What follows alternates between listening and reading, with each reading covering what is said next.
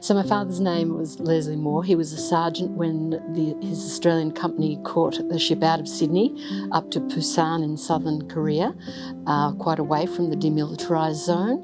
They sometimes had vehicles moving them, but they often had long distances to haul heavy equipment.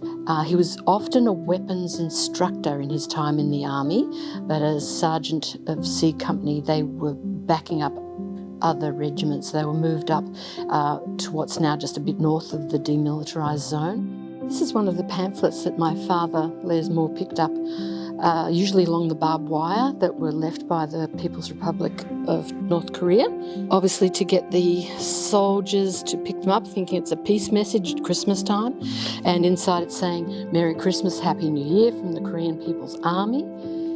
But really the nature of what was in these, the propaganda, American soldiers, they forgot about the Australians, I guess, "We're wishing you a Merry Christmas and a Happy New Year." Really, they're the enemy.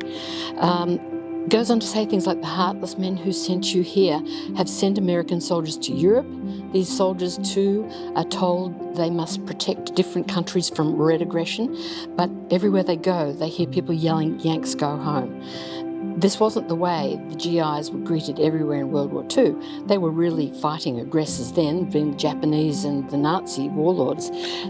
Then they got flowers. Can you believe it? So imagine an Australian soldier picking this up. They'd know they were propaganda pamphlets. They'd have sat and had a laugh about them.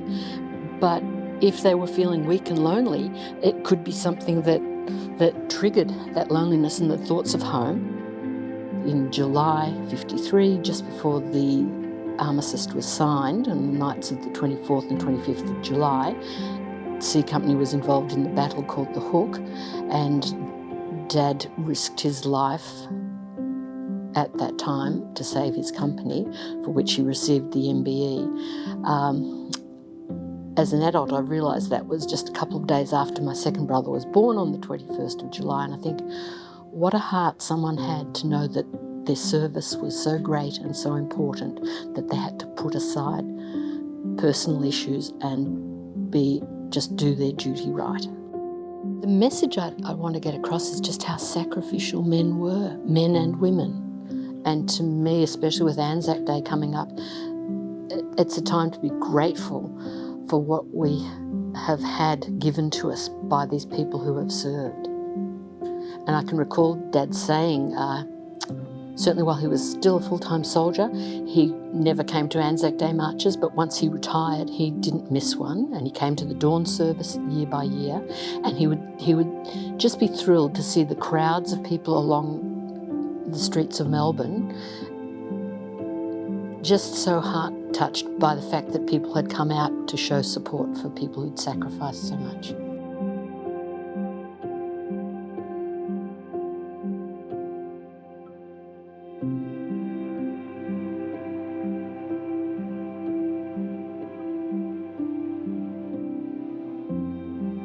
This is my father's slouch hat, fairly typical slouch hat. It's the one he had throughout his service, the turned up brim, the chin strap and the puggaree.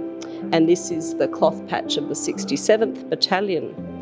It also has his name inside, very typical. Everything was named and labelled.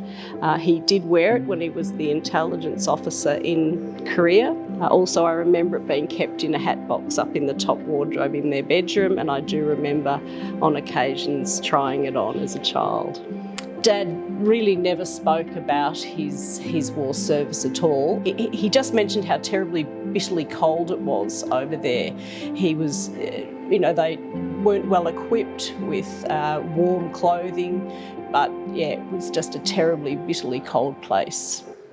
His photo albums have shown me a little bit about the things they did, perhaps on a little bit of time off that they might have had, but I think it was a pretty tough time.